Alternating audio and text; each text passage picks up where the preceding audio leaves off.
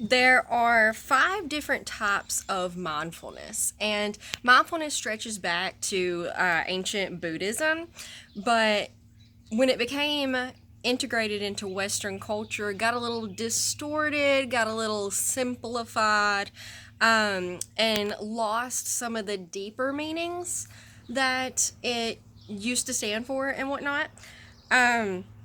So, first we have mindfulness of the body, which is observation of how you feel physically, the sensations on your skin, the sensations that you feel internally, that sort of thing, your breath.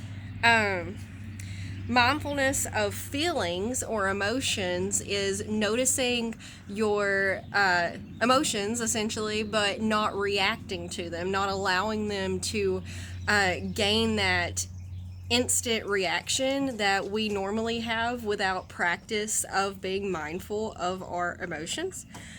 When you're reacting instead of thinking first and then like reacting, and then there's a word for it, but I don't remember right at the moment. Um,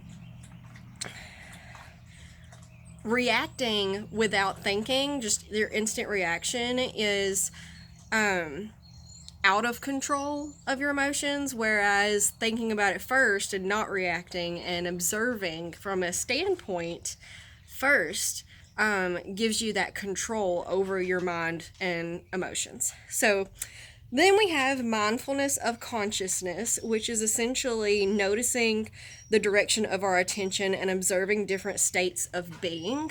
So you're noticing that you're aware that you're aware, the deeper forms of consciousness. Then we have mindfulness of mental objects, which is a little bit more complex. It's that arm was getting tired. It's a little bit more complex. Like, okay, you have a blade of grass. That's a physical object. It's in the physical world, it stands alone, but your perceptions of the blade of grass, your judgments of the blade of grass, and your observations, perception, just associations, that's the word I was looking for, of the blade of grass is your mental object. And we want to get rid of those. We want to be conscious of mental objects and push them out, essentially, rethink them. We don't want to judge the blade of grass. We don't want to associate different things with the blade of grass. Same thing with people. You don't want to judge people. You don't want to make associations with different things, like profiling, essentially. We want to just allow things to be what they are. Let the physical object, let the blade of grass be the blade of grass without tying anything else to it. And the last one is mindfulness of breath and breathing, which most of us are very familiar with, and is pretty self-explanatory. So I'll be posting, I'm working on a meditation course to be certified. Will I finish it? Who knows? I don't know. It was $5 on Groupon, and I was like, hey, this is useful.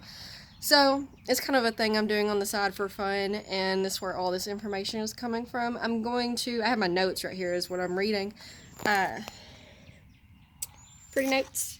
Catch them on Instagram here soon with all of this information all typed up and whatnot, so that you can copy it yourself if you want to, or, whatever.